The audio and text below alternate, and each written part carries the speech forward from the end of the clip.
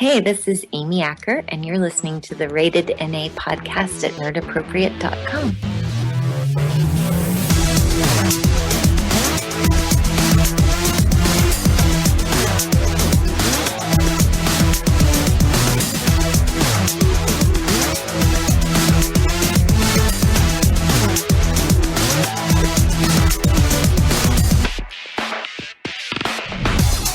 All right, welcome to Rated NA, the podcast for the website nerdappropriate.com. This is episode number 133, and as you heard in the beginning, we have Amy Acker on for an interview today, and we have a sponsor too, right, Ash? Yeah, today's podcast is actually brought to you by audible.com. You can get a free audiobook if you go to audibletrial.com/ratedNA, and there's over 100,000 titles to choose from for all your devices, your iPhone, your Android, your Kindle, your MP3 player, and thank you, Audible, for all your support. And how you guys been doing? Pretty good. Man. Good. I'm getting in the Christmas spirit. I'm finally there. Yeah. It took a while this finally year. cooled down in Central Florida. It's actually It did. And when I say cool, I mean cool for Central Florida. It's like, 60, 55, something like that. Yeah, but I mean, it was, as of last week, as anybody listened to the Veronica Belmont one knows, it was like 90. Well, yeah. like it was crazy. It was crazy hot. Yeah, actually, I had the windows open at work today, and it was really nice. So that's nice. It was beautiful outside. No, it's funny. It's like a Disney film. You broke out in song, and the birds came to the window. Yes, it's exactly what it was like. And yeah, Amy Adams showed up. Yeah. Let's do the rundown. So today on the podcast, we're going to talk about what we've been up to, and then we'll have a interview with Amy Acker, where we're going to talk about pickling and other such things. And then we'll do a little bit of news, specifically the VGX Awards transpired since we last met, so we can talk about that. And then Matt's going to talk about the punk singer, and then of course we'll have our NAFFL update and whatever other tomfoolery we get into in the meantime. So Matt, what's going on? Hey, man, stuff's going on. We bought our Christmas tree, which was fun. Oh yeah, how'd that go? Went fine. This is gonna sound like super douchey, and I'm just gonna own up to that right now because it's not like I'm like from New York or lived in New York a really long time or anything of that sort. But the short time that I was there, it's Christmas up there is very Christmassy. I don't know how else to put it. It's super holiday-ish when you're up there. Everything is just like the whole city kind of like transforms, and then like for a month leading up to Christmas, there's like Christmas tree vendors and wreath vendors like all over the place. Not just in certain spots, but like in front of all the grocery stores and just kind of like near the park, and they're just everywhere. So you're kind of always passing that stuff, and you feel like in the mood, being Christmas mood, and you can buy a tree, and it's like a big ordeal. And like here, I went to the Home Depot. It just felt like the exact opposite. I was like, let me go to the Christmas place, or let me go to the tool place and buy a tree and take it home, I guess. And it's fine now. It's like set up and everything's, we're gonna put lights on it tonight. And I had like a whole ordeal where we tried to use the if anybody saw the pictures last year, if you guys remember, my tree was like pathetically small last year. It was like 2 feet tall. It was a really tiny like Charlie Brown Christmas tree, and we had this little tiny tree stand, and I was like, I pictured it bigger in my head. I'm like, it'll be fine. It'll hold this 7-foot tree we just bought. And like came home, and it did not hold the 7-foot tree.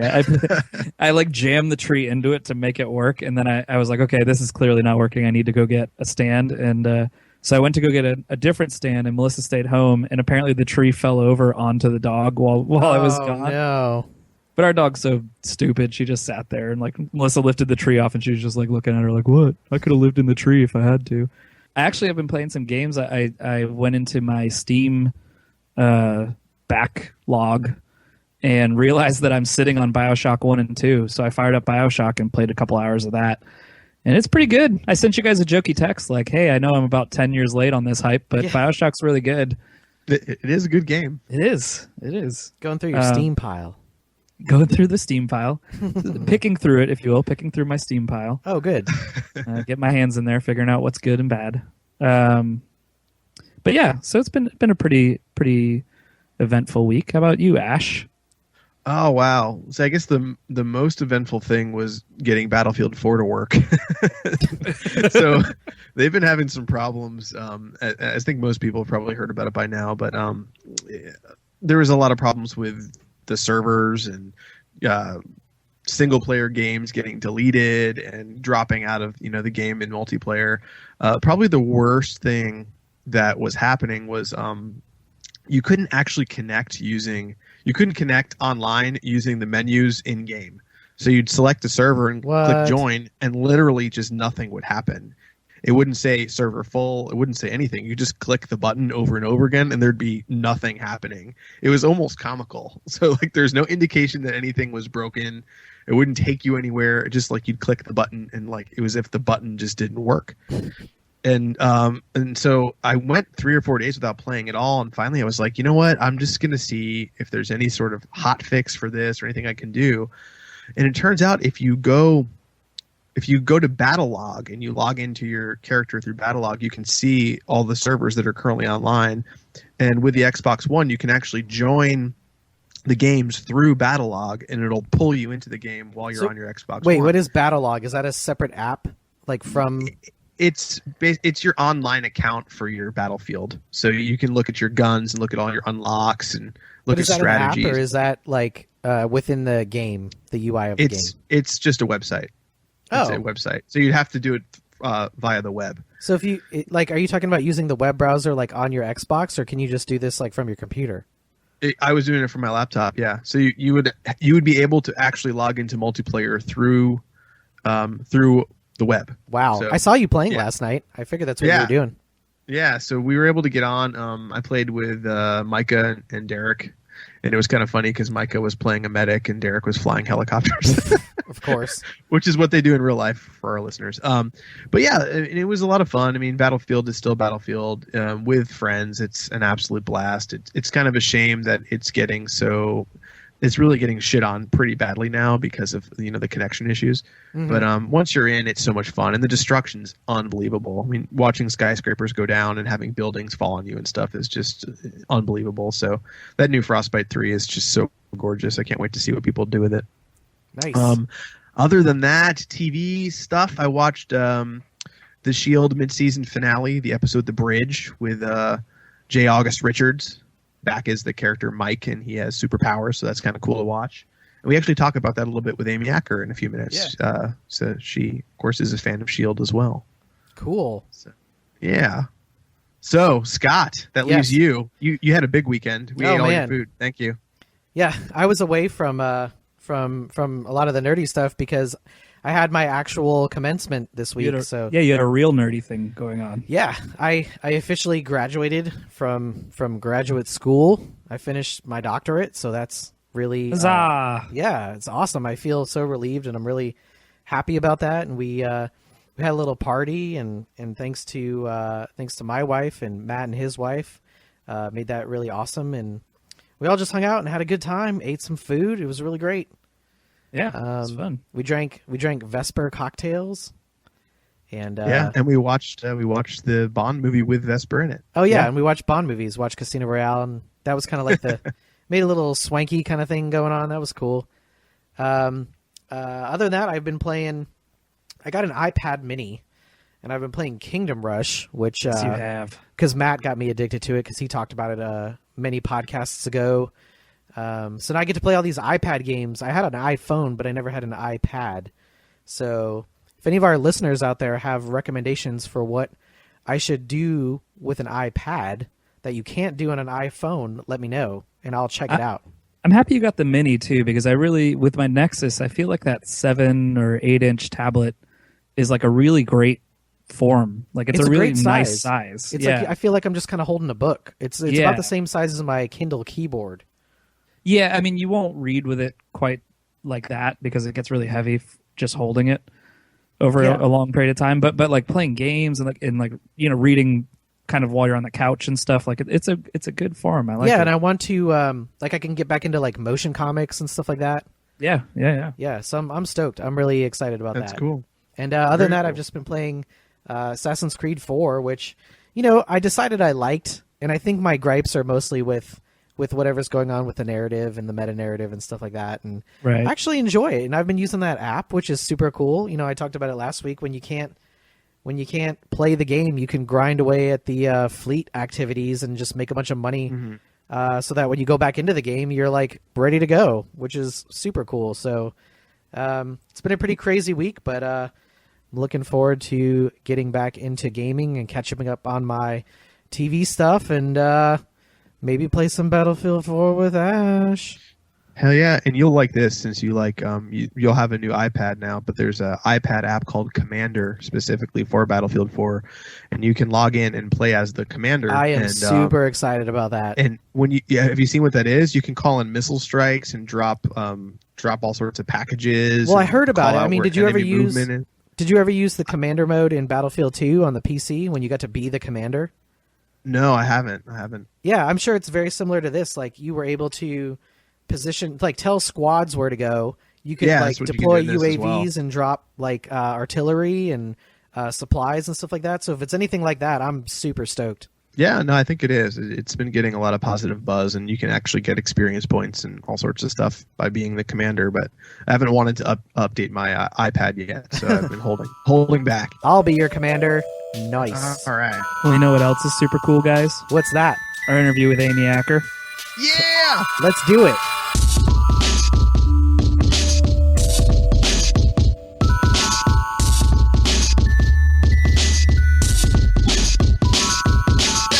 All right, so we're here with Amy Acker, who's back for round 2.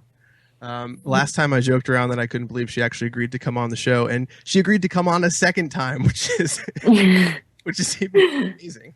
So thank you so much for coming back.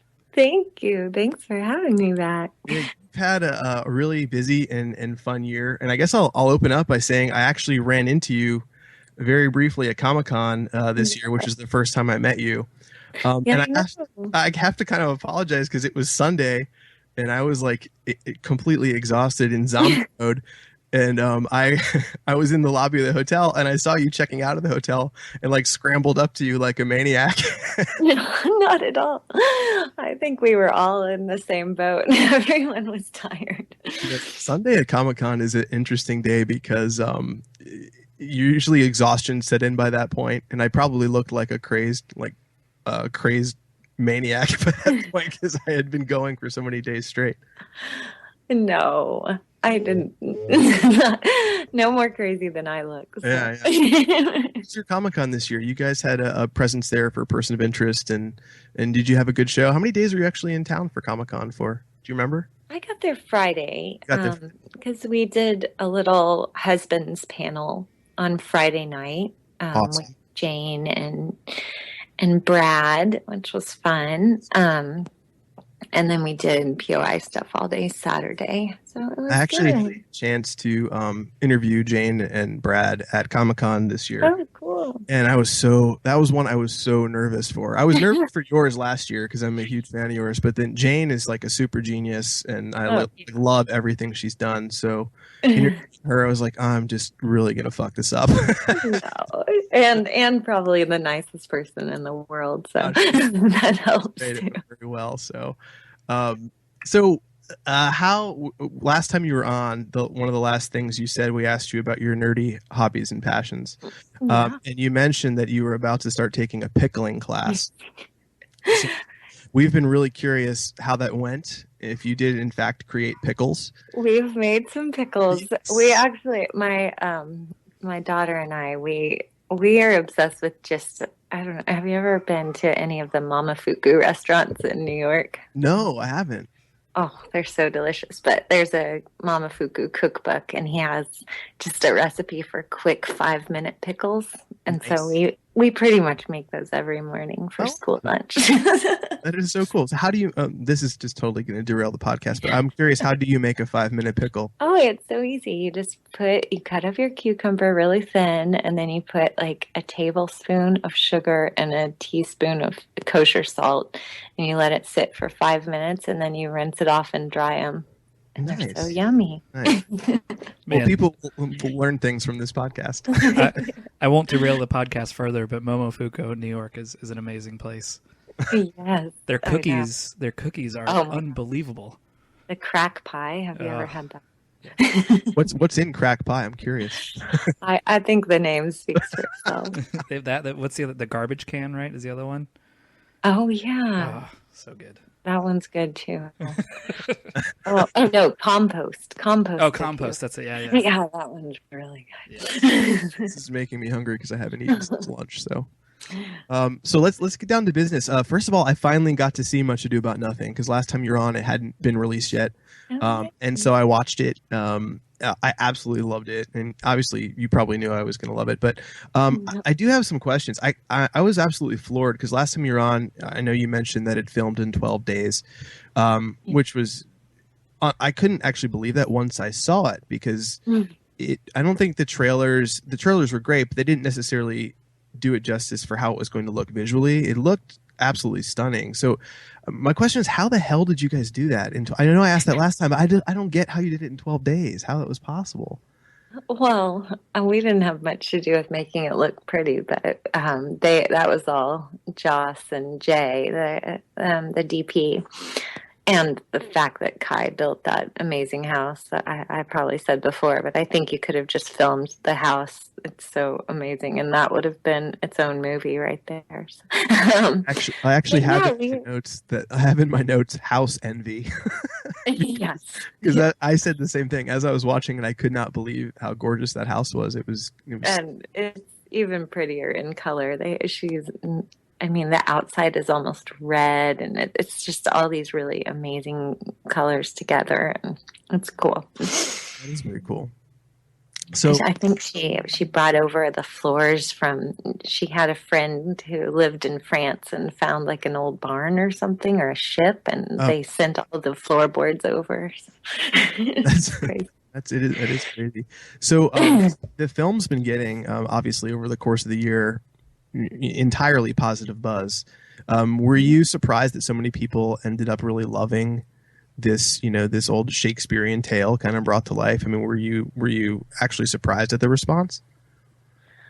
I think more surprised that people got to see it in the first place. I mean, when we made it, we just had no idea that it would ever make it outside of Joss's house. We didn't know what was going to happen with it. So the fact that it got into theaters and had people who liked it, and I think the most exciting part has been that so many teachers have come, and when we were doing the kind of tour with all the different festivals, just meeting the people who thought they would hate Shakespeare and ended up really liking this movie, and hopefully it turning that around for them. Yeah. My day job, I teach history, so I'm at a high school every single day, and the teachers that I work with, I eat lunch with a bunch of English teachers every day, and they've all actually seen the film and they're planning on using it. So it is kind of neat that you are impacting America's youth in some way.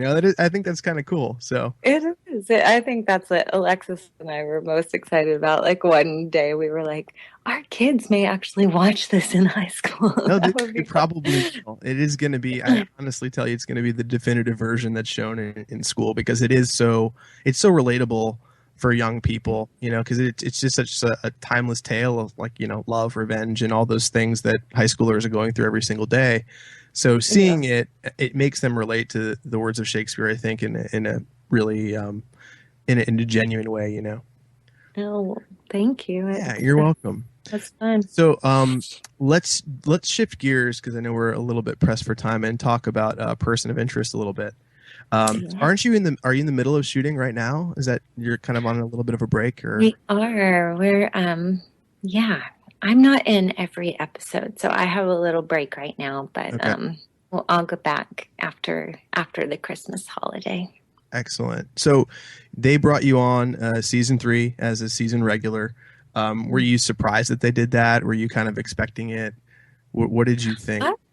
I really had. I mean, I was excited just at the end of last year that I wasn't dead. So it was.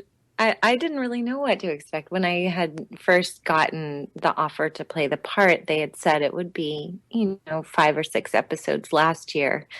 But there was never any talk of anything beyond that. So it was surprising and exciting. That is very cool. Now, Root is obviously. I don't like to consider her an evil character, but she's definitely a morally gray character. Yeah. Now, there is actually a site online that has counted the number of people that you've killed. Have you seen that? Oh, really? Yeah. I think that I have the lowest number. Do you really? Maybe I mean, I'm think reading. about like Shaw and Reese. They're like killing people all the time. That's true. But I just kind of torture and poison people mostly. do you have any idea what your kill count currently is? Because I have the answer here. Oh, geez. Let's see. Actually killing. 1, 2. I mean, I can think of 2 people that I've actually shot dead or killed, not necessarily shot, but I must have more. Well, Who else? This site says 26 people. Is that incorrect information? No. How could that be right? Well, okay. So here's you poisoned someone. Let's see. You shot someone. No, the girl I poisoned, I said she's going to be fine in a few months. Oh, she's going to be fine in a few months. Okay. Yeah. So these are all people. Yeah, she's not on the kill list. These are just people that I think have hurt and or maimed. Oh, okay. Well, I thought you were saying actually. I didn't. Yeah, I thought it was a fatality list, but it's more of a people that Root has hurt in some way list apparently. Gotcha. Yeah. Okay. Well, then there's probably a lot. do you and I know we talked about this last time you were on, but you seem to be playing these characters lately that are not necessarily bad, but like I said, morally gray. And why do you think that's happened to you over the years? Oh, geez. That sounds like a psychiatrist kind of question. No, I get shrinky on occasion. I don't know. I mean, I love playing those parts. I mean, I guess, people always, when they look at me, don't suspect I would be the bad person. So I think it's fun for that to happen. But for me, it's great. I think the character that I'm playing now, Root, is so fun. And I love that you never know where she's going to go. And it's nice. I mean, even though she's, I guess, morally ambiguous, as you would say, but she has a definite through line of that she really is just doing whatever she has to do to protect the machine. So in her mind, and I guess in my mind, everything seems justified. Yeah, I mean, they always say that every great villain thinks they're the hero. So, in her mind, she probably thinks she's doing a lot of wonderful things. Yeah, I think she definitely feels like. Awesome.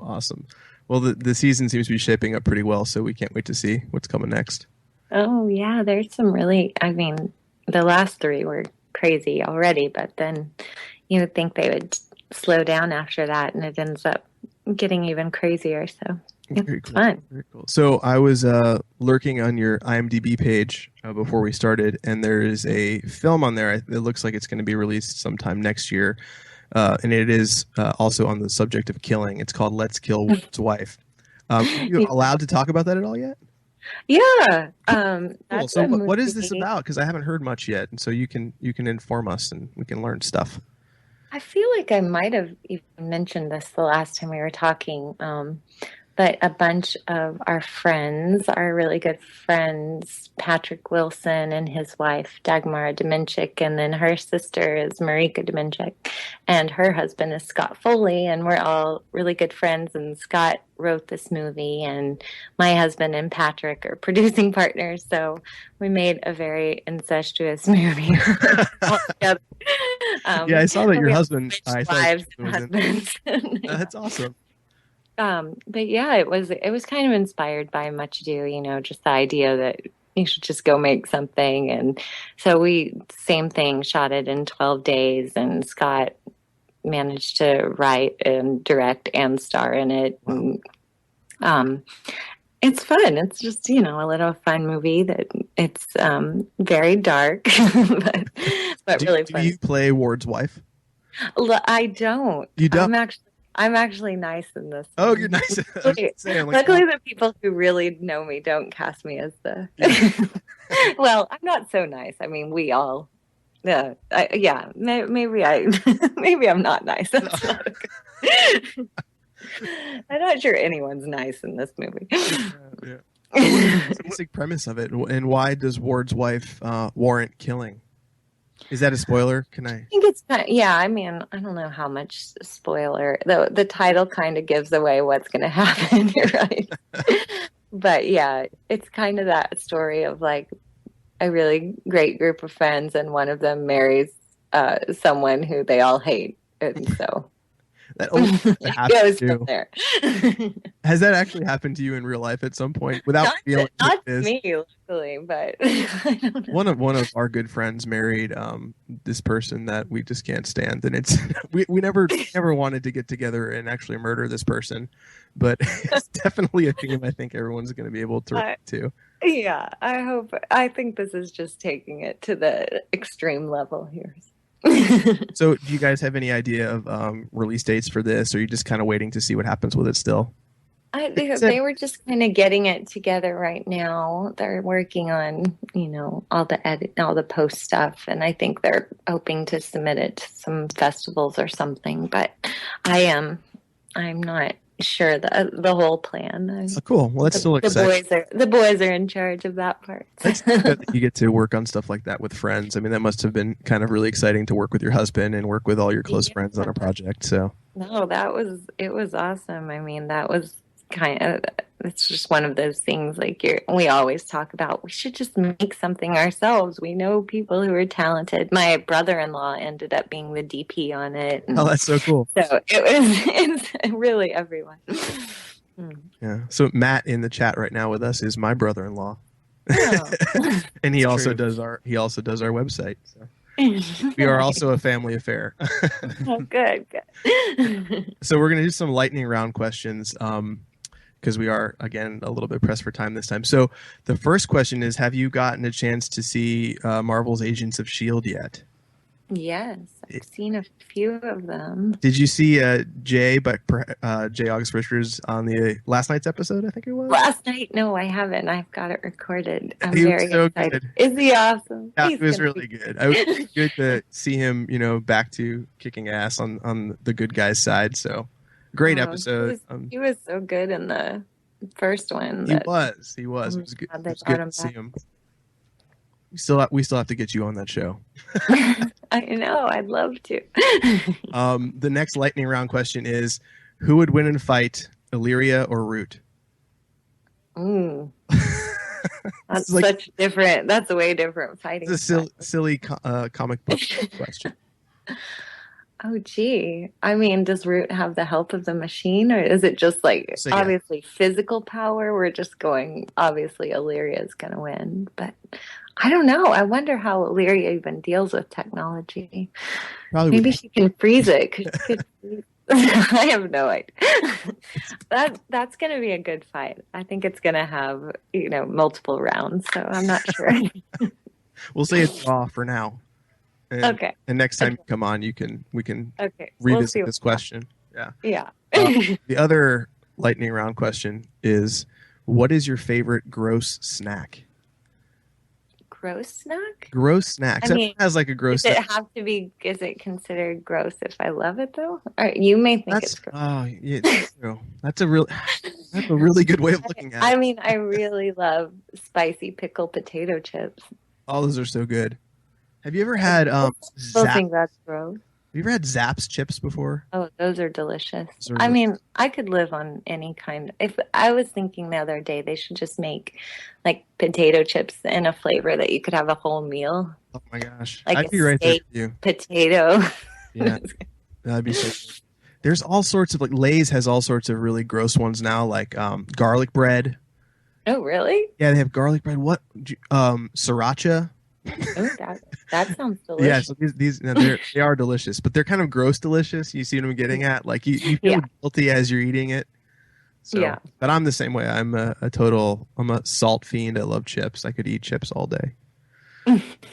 Me too. This is what you signed up for with interviews. With us, you're like, man, I'm talking about chips. What's going on? I can talk about chips all day. All right. That's good. Okay, so the next lightning round question is, What is the last film you saw in the theater more than once? Oh, gee. I don't know. It's a hard one because it took me a while. When I was putting it on the list, I was thinking mine was actually Pacific Rim because I saw it for the really? first time. Yeah, I saw it for the first time on vacation in a really small theater, and I kept thinking to myself, I need to see this someplace bigger. So then when I got back from vacation, I saw it in a proper theater. Oh, one of our friends is in that. Who's one of your Good. Max Martini. Which one was Max? Was Max the? Was that Pacific? Yeah, that was what he was in. Okay. He's like, he has an Australian accent in it, but he's not Australian. Oh, is he the father of one of the? He's one of the pilots, right? Yeah. Okay, cool. The guy with the bulldog, right? I think. Yeah. Okay. Yeah. Well, anyway, he was great. You watched it twice. I did. Yeah. Yes, he was. He was. Yeah. Confirmed. Oh, good. Cool. So we'll let you think about that one too, the theater question. Okay. That is hard. Oh, I'm failing this. Do I get graded on this test? No, you don't. You don't get graded. This is I'm actually trying to think of the last movie I saw in the theater, period. Oh, really? I actually think, as weird as it is, I think it was the Avengers that I saw twice. Twice in the theater? Yeah. Oh, Avengers. that's a good one. It was a good one. Because I think I saw it on my own, and then I took Melissa too at some point. Yeah, I know mine was probably Much Ado. I saw it about 15 times. You just saw, you're like, look, I'm awesome in this. I'm going to go 15 times. No. I went with my mom. No, that's pretty exciting. That's really cool. Well, do you have any other like secret projects in the works right now? Anything going on? No. Just person of interest and person of interest is the main thing right now. So, there's some other things that I'm sort of been talking to people about, but everyone's trying to get money, so hopefully that'll happen. Oh, and then I just did some ADR today for that little short film that Fran and I did of Settlers of Catan, which looks like it might be pretty funny. Wait. So tell us about that, because we are big nerds, and I think, Matt, you've played Settlers and stuff a bunch of times, haven't you? Yeah, I have played it. I don't know about a bunch of times, but I've played it. Like, I'm not a nerd. Well, no, I mean, I'm a total nerd. I don't know if I haven't played it a bunch of times, but I've played it. Okay. I've never played Settlers. I just hear it's phenomenal. So what is this short film about with Fran? It's about a couple who starts playing the game, and it gets a little heated and out of control. So it's funny. I mean, anything with Fran is going to be good. So. Yeah, it was really good to see you guys together again in Much Ado, and he was phenomenal in that. Oh, he's so good. And he got like ripped for that role too. Like he like really? Yeah, he was like in like really good. There was a scene where he was in the pool. I'm like, holy cow! Oh. No, that is what Fran looks like all the time. Oh, I don't. Isn't that weird? Yeah, like weird. Totally like that. And then he plays like the nerdy guy, but then he's not. He's all got more muscles than than the leading man who's beating everyone up. I was just surprised. So, so let's talk more about Fran's chest. Are you doing a lot of traveling right now for Person of Interest? Are you shooting? It shoots in New York, doesn't it? Yeah, I'm going back and forth between LA and New York, so a lot, but it's good. Yeah, it's nice to have both to be able to thaw out a little bit, and then get like winter, and then go back to not having to deal with winter. Exactly. Yeah. Awesome. Well, our time with you is almost up. Thank you again so much for coming on. And, obviously the door is always open. Maybe we can make this a yearly ritual as we. Nice. That sounds good. Awesome. I'll try to have better answers to your questions. Oh, no, it's okay. Are you kidding me? We talked about Zapp's chips, which is like Zapp's voodoo chips, by far my favorite thing ever created. Yeah, they're delicious. And my questions were like utterly ridiculous this time. So why not? I mean, you've got to. If you like the Zaps, though, you got to go. I don't know if you may have to go online, but they have these. There's these McClure's spicy pickled potato chips. McClure's. I'm just telling you, they're even better. Man, I'm literally Googling this currently. So Amy, where can people find you on the internet? If people want to, follow you on Instagram or whatever you have, where can people find you? Well, I guess Twitter is the best thing. So I'm trying to be better about it, but we've been doing some good live tweets for POI, and but yeah, I think I'm at just Amy Acker. It's very boring. Awesome. So yeah, awesome. That's good. Cool. Well, thank you so much for coming on the show. And like I said, the door is always open, and we will have you back on hopefully sooner than later. It sounds good. And I promise not to ask about gross snacks again. No, maybe I'll have a new A new gross snack, right? Yeah. Well, keep up the pickling, and we're going to try your 5-minute pickle recipe tomorrow. Good. I think you'll be happy. Thank you. All right. Thank you.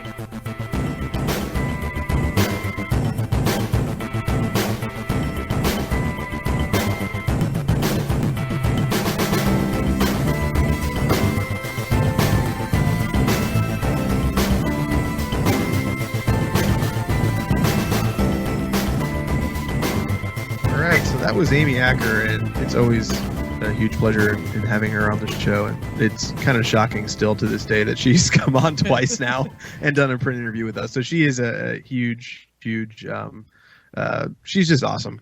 Can we consider her to be a regular on the podcast now? I guess she's a regular at this point, right? She's our Alec Baldwin, if you will. Yeah. No, it's funny. The story that I told while we were talking to her about running into her at Comic-Con,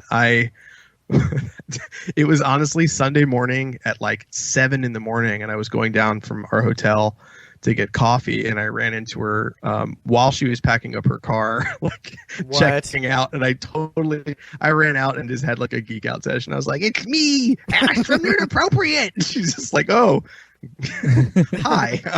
I was like way too excited, but no, she's a trooper, and it was great to have her on, and hopefully she comes back next year, perhaps next December. Who knows? She's busy. It's become an annual event, 2 years running.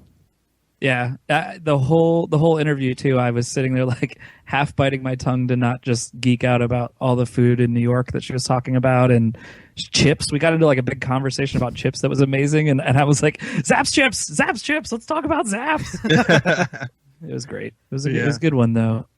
So guys, let's take a second and talk about our sponsor. Our sponsor this week is Audible.com, and for those of you that don't know what Audible does, they are a delivery service for audiobooks on your phone or on your tablet or on your MP3 player. I have used the service to great success, and I have a couple recommendations for you guys, but it's a pretty easy thing to do. So all you have to do to support Audible and in turn support us is go to audibletrial.com/ratedNA, and you'll get a free audiobook just by going and signing up through that link. So go to audibletrial.com/ratedNA.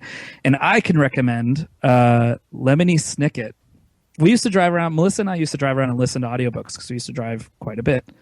And the first one we ever did was Lemony Snicket, and it's narrated by Tim Curry. The first one is. Wow.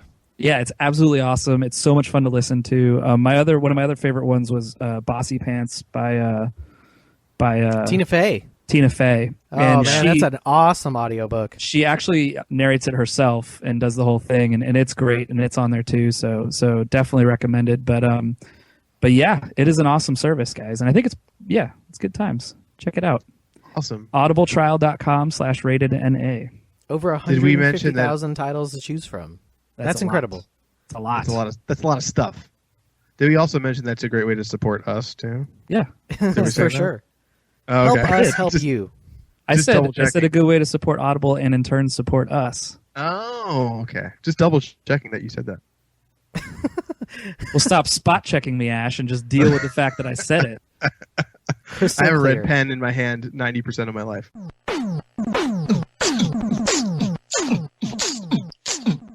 News. So let's talk about some news, because there's some big stuff that just came out of the VGXs, and even though the VGXs at this point are kind of old news, and the fervor over the VGX is definitely old news. There are some incredible things, or there were some incredible things that were announced at the VGXs that we haven't really had an opportunity to talk about. So let's talk about them. The first I want to talk about is Broken Age. Did you guys see Broken Age at all? No, we didn't get to see that one. We were doing something, and we only got to watch the trailers. Yeah, we were hanging out, and then we went to turn it on, and we missed it. And we got to watch. We got to watch Joel make fun of McHale. Joel McHale make fun of GameTrailers.com. Hey, guy. that was awkward, right? That it was super awkward, but yeah. So we missed the Broken Age reveal, and it wasn't in the trailers when we reviewed them all and watched them all. Oh, okay. So well, it's from Double Fine. It's an adventure game. It's starring Elijah Wood as the voice of the main character in Broken Age, and it's about a kid that grows up, I believe, on a spaceship, and his relationship with his ship that's kind of nurturing him and taking care of him. But the ship is kind of like an overprotective mom, from what I gathered. Like, it doesn't want him to see adventure or anything like that. It's basically trying to shelter him too much. And it's about his I guess his life of adventure, or soon to be life of adventure. It looks awesome. It has a very unique art style, kind of really kind of blocky and cartoony, which looks beautiful. So putting all those Kickstarter billions to good use. Yeah, is that the Kickstarter game though? Yeah, that's Broken Age. Double Fine's Broken Age was the Kickstarter game. Okay. Yep, that was it. The Kickstarter that kickstarted all other video game Kickstarters. Yeah. Exactly. Yep.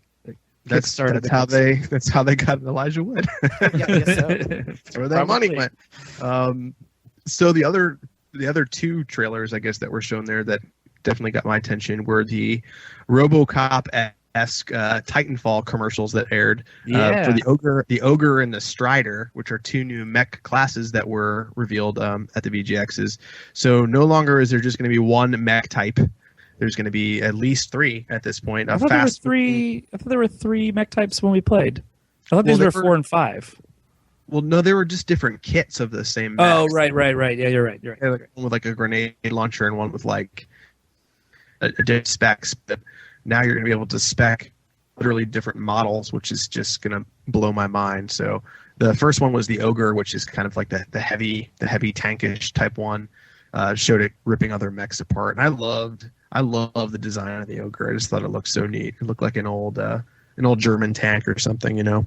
Yeah, Scott brought up a really good question during all of that, which is he was kind of asking if that was the tone of the game, that weird kind of, the kind of tone of the commercial that they made, which had this kind of like, oh, we're this sci-fi thing that, big. What did you compare it to, Scott? You compared it to Lost, I think, right? And the whole Dharma initiative. Oh yeah, I don't know if I did, but that's a good analogy too. I was thinking about like, I don't know, like kind of like if you before you go on the Terminator ride at Universal Studios, you get the little Cyberdyne systems. Yeah.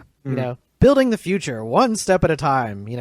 Which was really interesting because when we got to play the game, Ash, we didn't really get that perspective from it. It felt very, not that it was, but it felt very Battlefield-ish or something along those lines. Oh, yeah, and there didn't seem to be a lot of personality. And now I'm wondering if that's what they're working on now, is maybe fine-tuning the kind of like the overarching tone of the game, and the narrative, and whether we're going to get this kind of like awesome faux company, like I really liked it. I loved how the promotional material of it. I'm not coming up with good words for it right now, but I think from what I've read, the overall vibe of like why the conflict is happening is it's a rebellion fighting against a giant like mega corporation, like off in some distant, or multiple planets out in the middle of nowhere. So I think it's definitely like an us versus them kind of vibe, where you have these like scrappy rebels fighting against a big nefarious empire type situation. So awesome.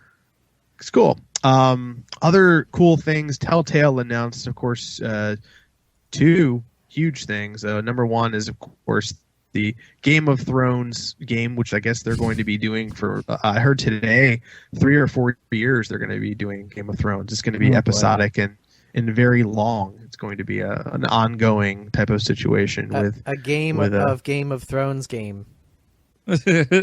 Yeah, a never-ending Game of Thrones adventure.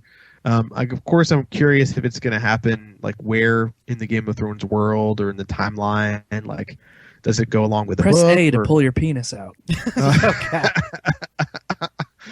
Right. right? Yeah, there's definitely you are not far off the mark. Well, I mean, it's funny because they went the really dark adult route with Walking Dead as well. Right. I mean, there's some really fucked up taboo things that happen in that game. Like kids get shot, and you don't see that very often in games, you know. So I'm wondering if they're just going to go all out and make a very adult NC-17 Game of Thrones. Is there going to be game. gratuitous like sex in the Game of Thrones Telltale game? Is that your question? You know, to be honest, man, I would not be surprised. I really wouldn't if there weren't. Nothing looks sex better scenes. than blocky video game sex. Yeah, those are the unanswered questions. Like, is it going to be a point and click adventure? Is it going to have that cell shaded look? You know, there's like, is it going to look like Sam and Max? You know, because that would look awkward too. You know, like.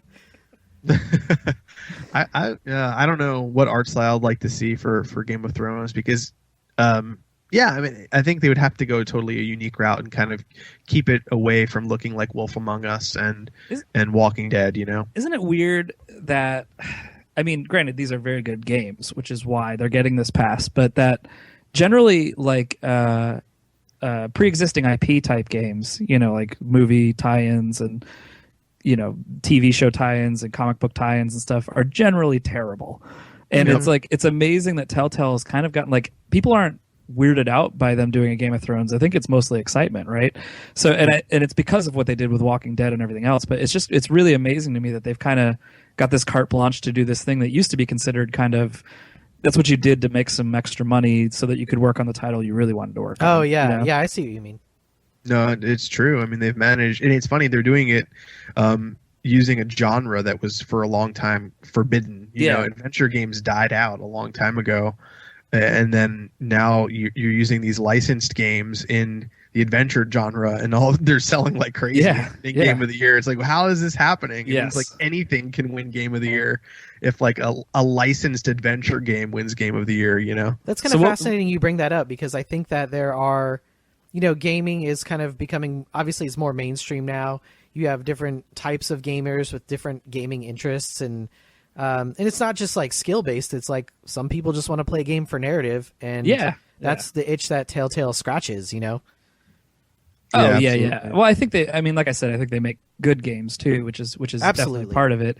But there's a tide turning, I think. It's just very weird to see them be able to pull off, like you said, licensed games and just no one even bats an eye at it. It's like, oh yeah, it's gonna be awesome, you know. So what's the second one that they're doing?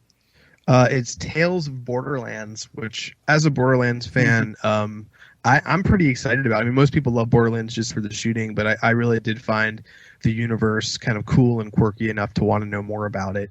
You know, with the sirens and vault hunters and this whole like weird like semi-comedic universe that they built. So from what it looks like, you are not vault hunters in the Borderlands universe, and you're just kind of like out looking for treasure as a regular, you know, person from what the trailer looked like. I believe your exact words were "I'm in" when they said I'm in. Yeah, no, Scott and I were like, and you're like, I'm in. And we were like, okay. Sold.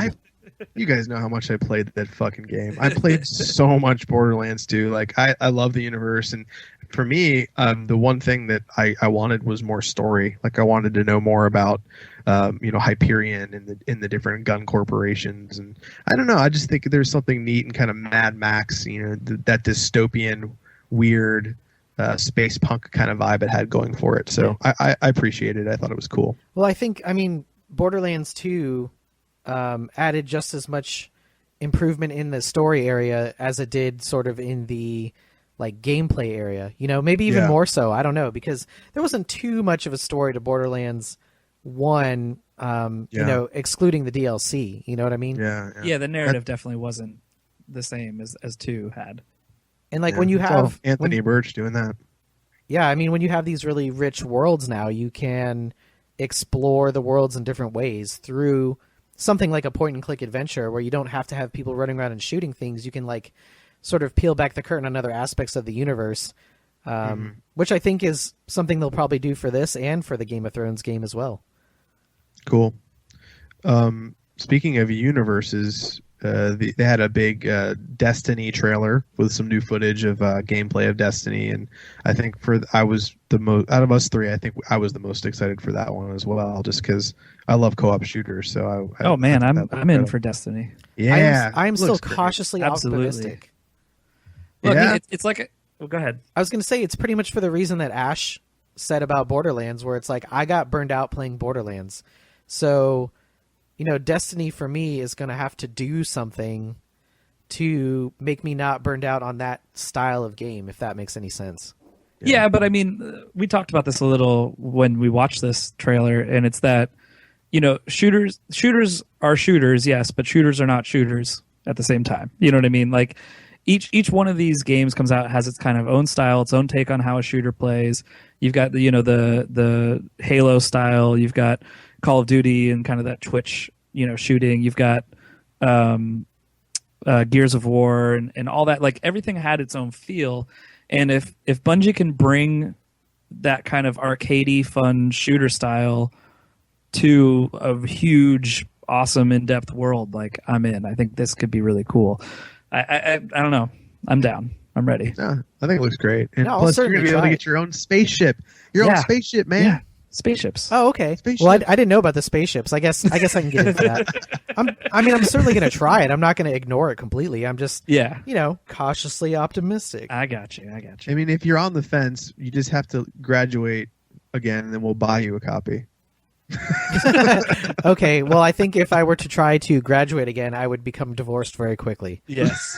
So I will just save my Solid chance. coin. Yeah. Yeah. So what about Thief? Come on. I think it looks great. That's your jam, dude. Stealth games. Yeah.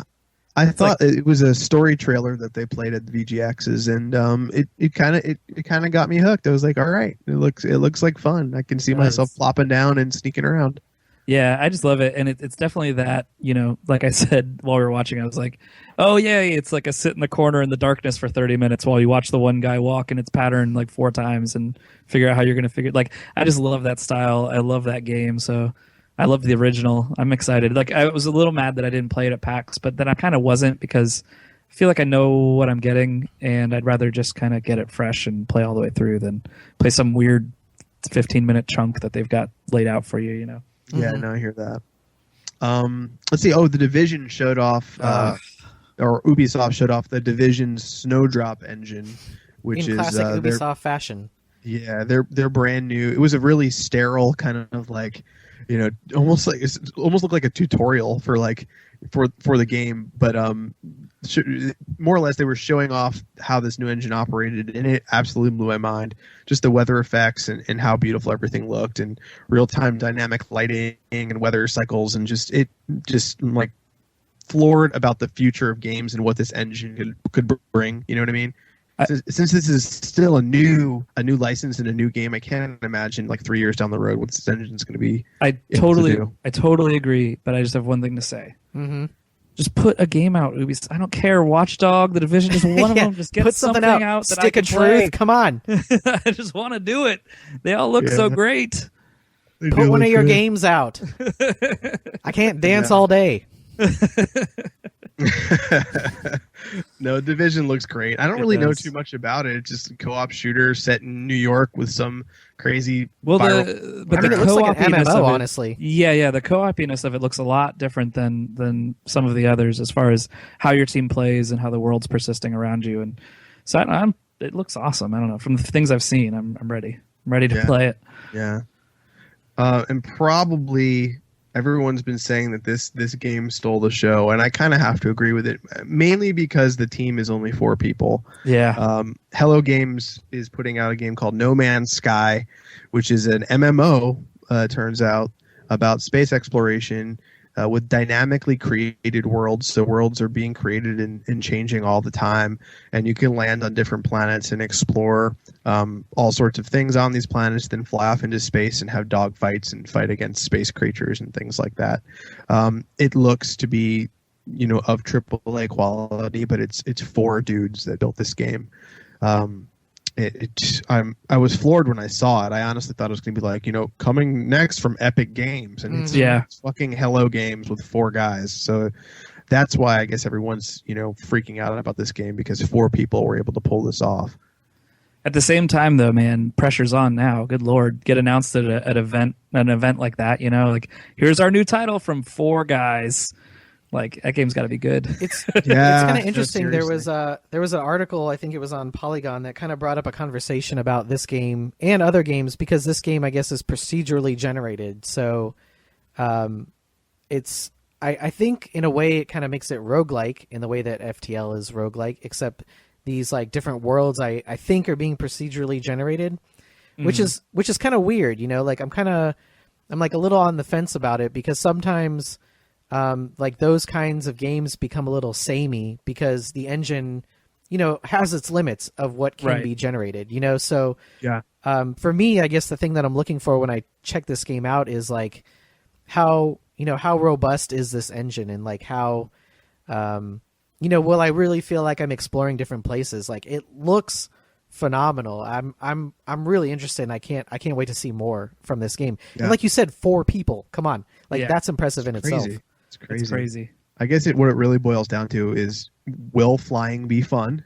Right. And will, dog fighting and shooting things be fun? If that's fun, then exploration, in my opinion, is going to kind of come second. Like, you have to actually, the mechanic of the game has to be fun first, and then everything else has to kind of fall in second. So let's talk about more scary robots and shift gears over to Google buying Boston Dynamics, which caused ripples across the internet a few days ago, and lots of cries of, oh no, Google's becoming Skynet. I must have seen 150 times. Yeah, that's the go-to joke anytime Google pulls anything off, though. Yeah, Skynet. So what do you guys think about this? Well, Boston Dynamics, for anybody who doesn't know or follow that world, because it is kind of its own thing, you have almost definitely seen one of their robots. Big Dog. The Big Dog. Big Dog is this 4-legged, jointed robot that's built for the military, right, Scott? You could probably confirm. You can confirm this because you've worked on it, right, Scott? He was built for DARPA, wasn't he? Wasn't that what he was built for? Can you not confirm nor deny this? Confirm or deny? I know that the Army has an interest in what the capabilities of Big Dog are. Yeah. And I may or may not have been a part of a project that did some related research to it. So to Big Dog, can men love Big Dog is the question. That's the weird thing, man. They showed, like, the first time I ever saw Big Dog before I worked on the project that I'm working on now is that video that everyone's seen where a guy walks over and he kicks the Big Dog. Poor Big Dog, right? Yeah, see, and it kind of stumbles over, but at that same time you can't help but having that emotional reaction to, like, the robot stumbling around. It's like very anthropomorphic and almost as if it's like suffering a little bit as it's trying to regain its footing, which is a really weird thing, right? This is probably seeing that guy kick it pissed me off. You're probably going to find this super interesting because this is your field, but the thing that gets me about Big Dog that makes me feel empathy for it is that it kind of doesn't have a head, really, right? Yeah, if I'm he's just like a big it's fat like 4 body, legs with like a big fat body. And it makes me feel like when you see that kind of stuff happen, it feels more helpless because you feel like it doesn't know, it has no point of origin, I guess, or point of orientation, rather. Mm-hmm. Mm-hmm. I don't know. It's weird. It makes me feel sad. I'm like, oh, it's kicking the little blind robot dog. Like, I don't know, man. It brings up an interesting question because, like, one potential application of this robot is that it could carry gear for soldiers. But, like, are you going to get to the point where you're like, oh, man, we've really burdened like our robot with too much gear, maybe we should take some of it back, carry it ourselves. You know what I mean? Like weird shit like that. It's really strange. They also have one of the other robots I've seen is they built this kind of half torso or half body. It's just from your kind of pelvis down and 2 legs. Mm-hmm. And it's basically impossible to knock over. They ram things into it and it kind of stumbles and then finds its balance point and stuff. And they're building all these crazy, crazy robots. It's kind of nuts. Yeah, I've seen like they built is that the man, they had the man torso like walking over rubble and stuff and kind of like climbing around. I wonder what Google's going to do with it. Like, why do they want this? That's the real question. Dude, I think it has to do with just future applications, perhaps. Like, it's true because they are mainly just software. They don't really do too much. Oh, you're kidding yourself. So Google X. I don't know. Yeah, I don't know. So Google has this division called Google X, and it's all of their kind of dark projects that no one knows about until they become actual projects. So they put the guy who runs it, he has a special title, and it's called Moonshotter. So he pretty much they basically just come up with these crazy ass ideas, and then they get funding to try to implement them in some way, and they basically don't get heard of until they think it's usable enough that they can show it to, usually really small select press kind of thing. And that's where the self-driving car came out of. That's where the internet in the desert came out of. I don't know if you guys did. I don't know if we talked about Project Loon, did we? I don't think we did. They're floating weather balloons out over pretty much the entire country that'll wire up the entire country with some kind of, or not country, the world. Oh, for like Wi-Fi, right? For Wi-Fi. So like third world countries could have Wi-Fi, essentially. Wow. Is this part of their secret floating fortress as well, their island fortress? Well, their secret floating fortress, it might be Google X related. I have no idea. They came out and said like, whoa, everybody needs to calm down. This is just where we do like reveal parties and stuff for things. Like it just has all our stuff on it. Hey, everybody, just calm down. We built a giant floating fortress just so we can have parties. So that's totally normal. Don't worry about it. But I mean, things like the self-driving car didn't get announced to the world till they already had something like 100,000 miles on it in California. Like these things are like super dark. They basically mum is the word on what's going on with these projects before they put them out. And I think Boston Dynamics fits into that realm of their kind of like, we should be able to do anything, vision of what Google is. So Google very much is an advertising company. I mean, point blank, that's where they make their billions of dollars. But they're also kind of always looking to do the next thing. Like Google Glass came out of Google X. Like all these weird projects come out of Google X and then kind of go from there. So I think them being a software company is maybe 10 years ago, yes. I think now we're starting to see them. They own Motorola, so they're a hardware company. They bought Boston Dynamics. They do a lot of stuff that I think is outside of the realm of search and ads. And I mean, that's still their bread and butter, but it's not their only go-to thing, I guess. Super fascinating. Interesting. It is. Yeah, I don't know. I mean, it makes you wonder, right? They're the kind of company that I feel like I just couldn't even guess. I don't even know what they could do with Boston Dynamics kind of intelligence, I don't know if they were buying specific projects or if they bought the team. I mean, I don't know if they bought the team for the projects or if they bought the company for the team. I would imagine they bought them for the team. It's usually what they do. The article I read that was like slightly disconcerting was just saying that since Boston Dynamics is currently like tethered to a project for DARPA, then through purchasing them, Google was going to be required to finish the project for DARPA. So for at least a little bit of time, Google's required to finish a military project for the United States government. That's amazing. So it's a little weird and different, but who knows? Yeah, well, I mean, I'm sure that information flows one way and not two, though. I'm sure that's not going to be the Army tapping into Google's massive information network. Whenever, I mean, although they already do, but that's the NSA. So yeah. Saddening, but I mean, there's the pessimist point of view that you could say, oh my God, Google's going to have way too much power, way too much knowledge, way too much stuff, and they're going to try to, they're going to become the big corporation that we all hate.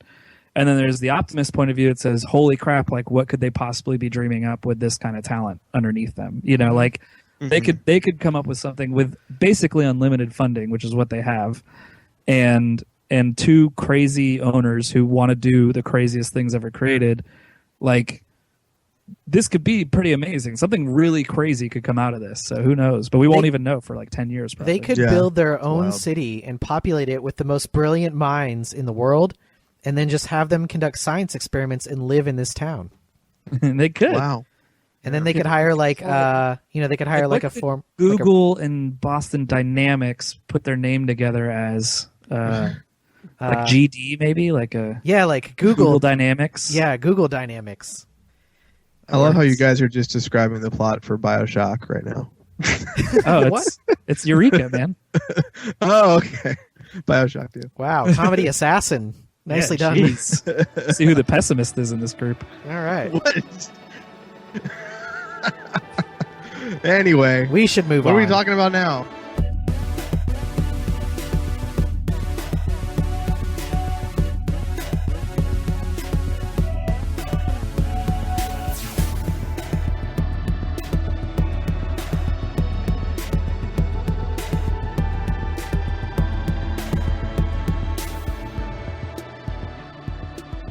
So this week, guys, I watched a documentary, and we're going to talk about it. All right.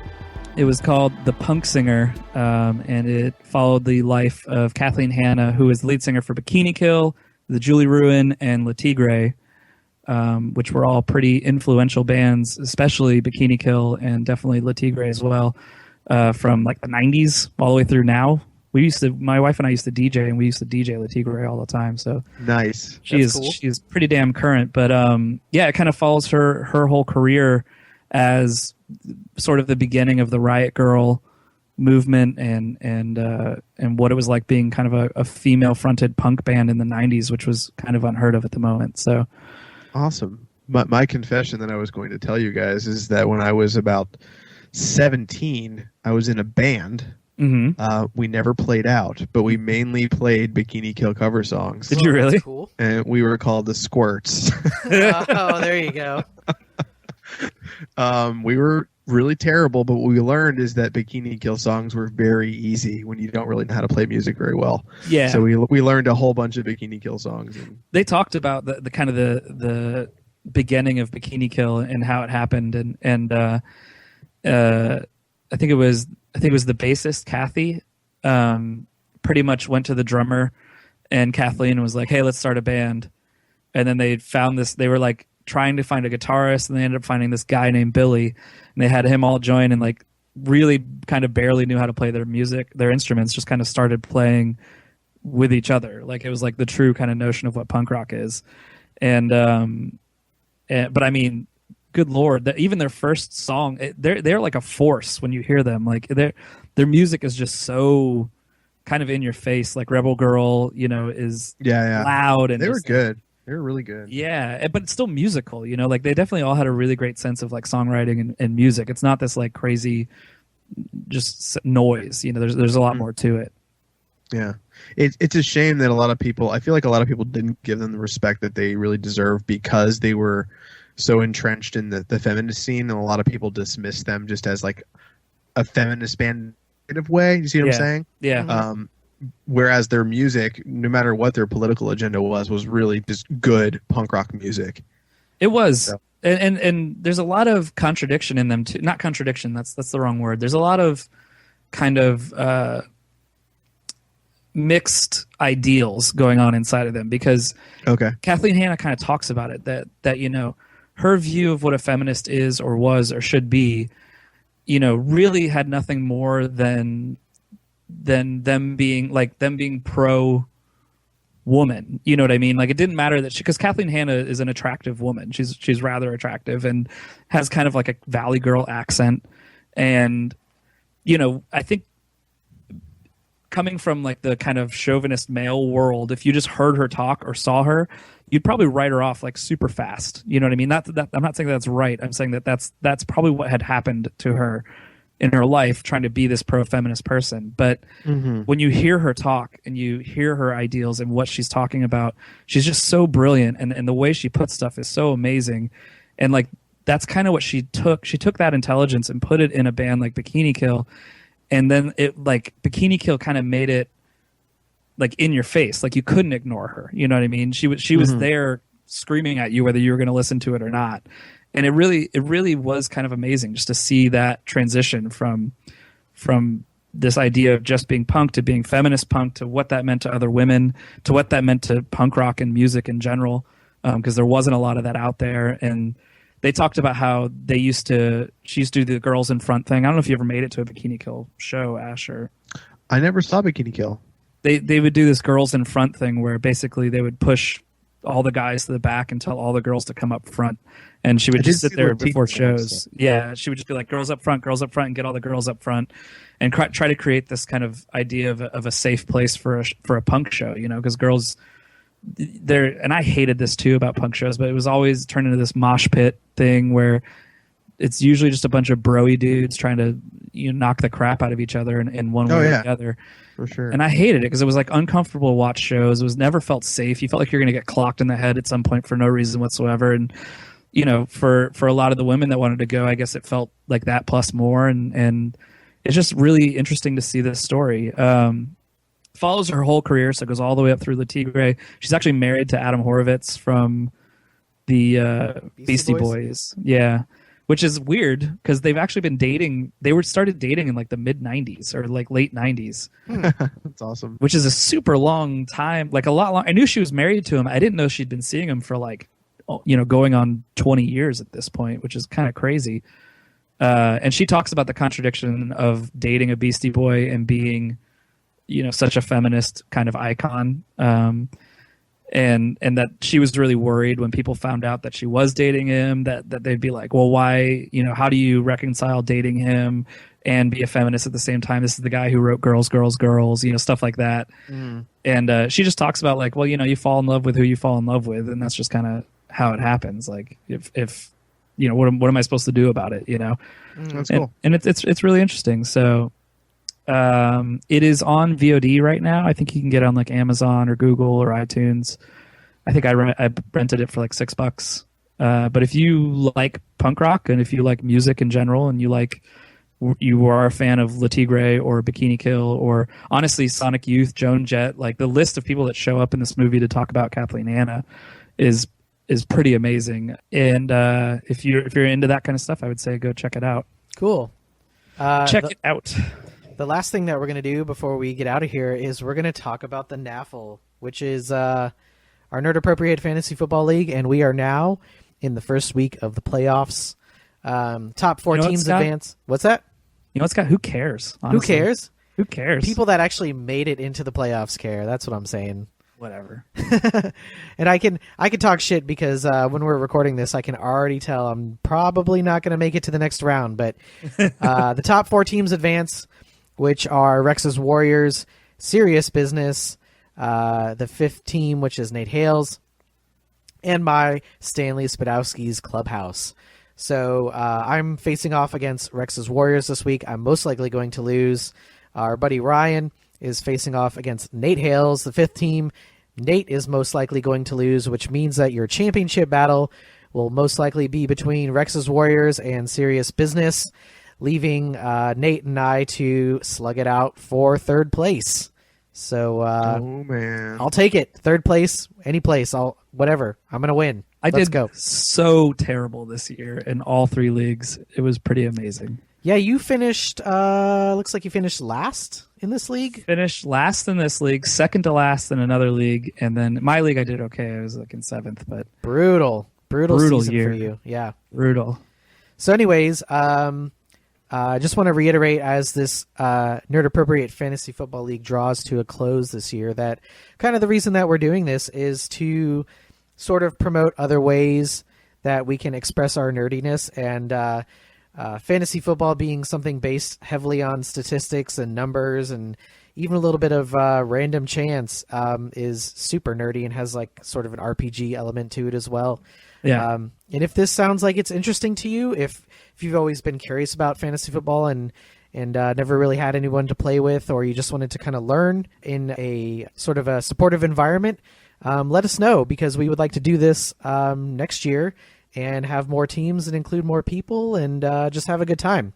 Yeah, if we could get to the 10-12 team nexus, somewhere in there. Yeah, we have 8 teams right now. 8's a little low. Yeah, that's low.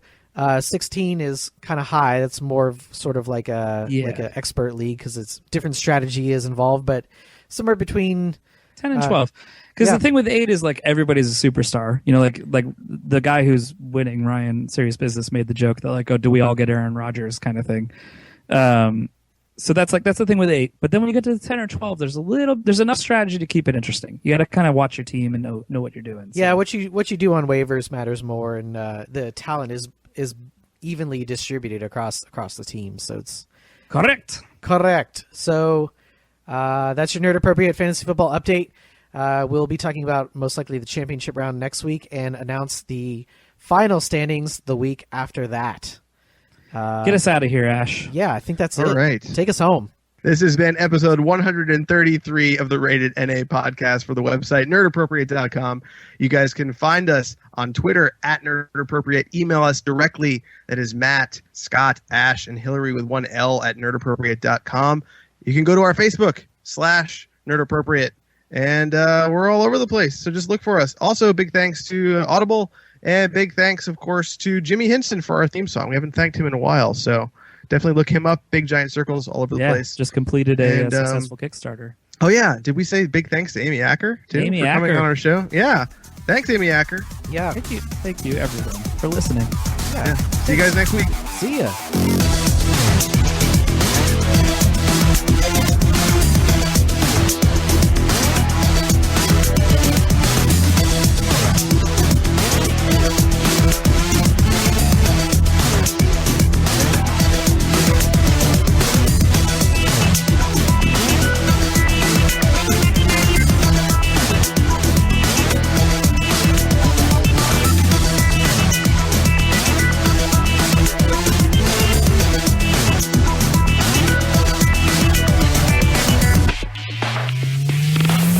Good Lord.